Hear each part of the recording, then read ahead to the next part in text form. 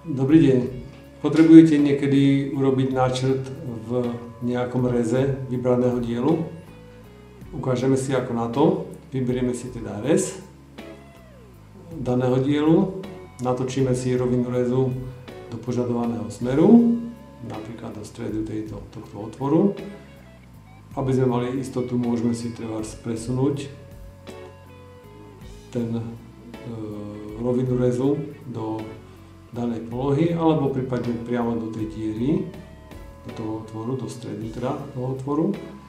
No a následne si týmto spôsobom, po potvrdení teda, že chcem takýto rez mať, tak vyberiem si zo stromu návrhu